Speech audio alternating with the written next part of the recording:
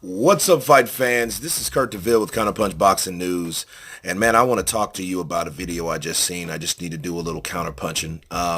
Anthony Joshua was talking about his sparring session, his all-out war he had with Tyson, the Gypsy King Fury. And he said he had this was back in the day, of course, but, he was giving his account on how it was. He was like the first man that could knock out the Gypsy King, can get a free Rolex, you know what I mean? And he was saying that, he wasn't even in the Rolexes. And actually, he really wasn't even planning to be a boxer. He just wanted to know how to protect himself in case he went to prison. So I thought that was cool, you know what I mean? Because Anthony Joshua did have his share of troubles, for those who don't know, in his youth, through his early 20s and stuff. So, he had his own battles with that. But the thing that interests me is these guys have actually shared the ring together and actually sparred, and he said, he went to war with Tyson Fury. You know what I mean? He went to war with him. So he said he's a warrior. You know what I mean? He's a gypsy warrior. And, he's given Tyson Fury a lot of credit.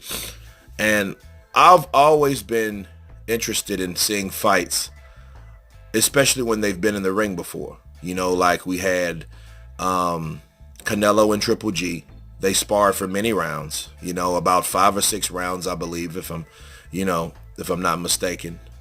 Oscar De La Hoya and Julio Cesar Chavez, when Chavez dropped De La Hoya with a left hook, you know what I mean, when Chavez was pretty much in his prime, right? I think it was like early 90s, right? 93 maybe. Other fights like Sugar Shane and De La Hoya. A lot of fights like that brewed and started because when you spar a person, you know more of them. Sure, you're wearing bigger gloves, you're wearing headgear, but that doesn't stop the fact that you guys are in the ring, hitting each other, fighting each other. You're knowing, if you're a smart boxer, you're absorbing or you're learning the habits of that fighter. What's that fighter's tendencies? What will he do, in this situation? You know what I mean? You know more of that fighter versus never being in the ring with that fighter. A lot of people say, oh, that's sparring, that's different, but that is a good blueprint on how a fight would go because you are in there fighting. You just have protection on. You know what I'm saying? So the same things what you'll do because it's a fact on how you train is going to be the way how you fight, right? So if you're doing something in sparring and let's say your trainer sees something that he needs to correct you with and it's never corrected, it's not going to be corrected on fight night. So it means a lot sparring. If it didn't mean anything, we wouldn't be doing it. We wouldn't see it. There would be no reason for it. You know what I mean? So I would like, or let's rephrase, I would love to see, those fights recorded. If they are actually ever recorded, I don't know. I would love to see the Triple G and Canelo fight to see how that fight went. And they said Golovkin got the better of Canelo, badly. And he hurt Canelo a couple times in sparring, but remember, that's when Triple G was, a lot younger, a lot fresher in his prime. And, and how Anthony Joshua explained it, he was like, hey, man, we just went to war.